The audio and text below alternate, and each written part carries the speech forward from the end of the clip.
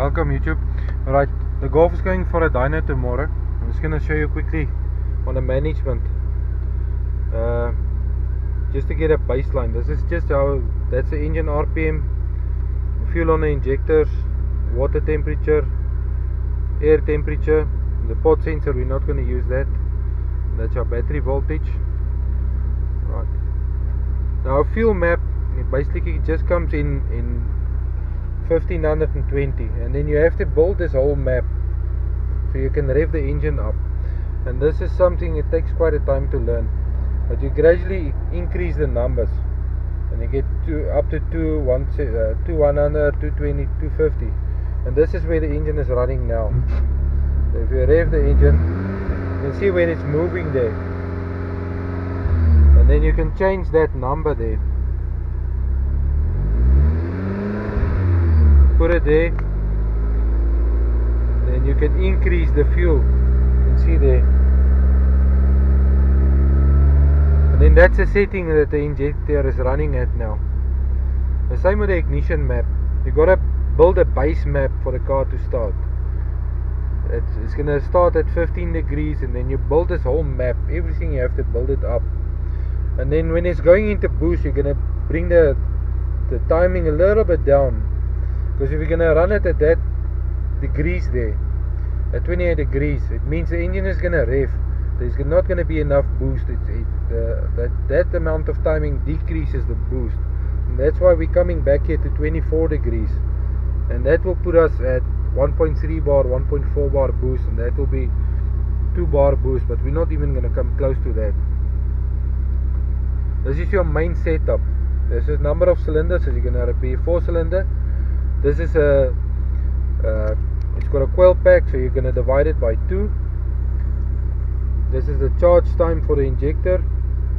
The trigger angle is going to be 40, because it's 60 minus 2. It runs at 40 degrees on the wheel. And you have your ref limiter, and you can cut either fuel or spark. That one we can skip, we don't need it. And this is your input. This is on your timing. This is going to be falling. Input trigger, it's going to be falling. Home position is for the sensor. Where the home position is going to be a rising fuel system.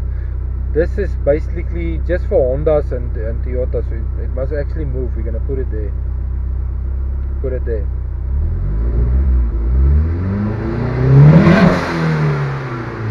Yeah, it's responsive. Right, now this is water compensation, air fuel temp compensation. This is the data page again. File options is you can save a map to your hard drive. You can load a map from the ECU.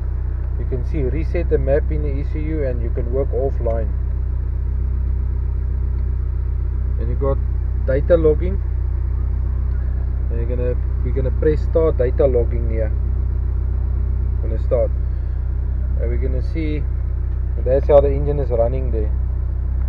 Gonna give it a little bit of a rev.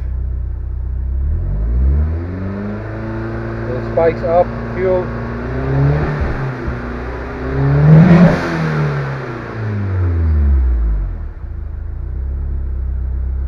See there, the timing's falling away again to 15 degrees, and then it's coming back up.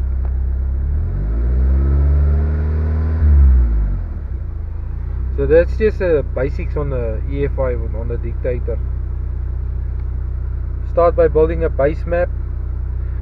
First get the car started 1000 RPM up to 1700. Then you're gonna rev it a little bit, and you're gonna see where the red block is, and then you're gonna start increasing from there. You move it every time up and up. That's why you have to have it on the dyno to get the base map. Nice, the engine is quite responsive. Now it's quite good.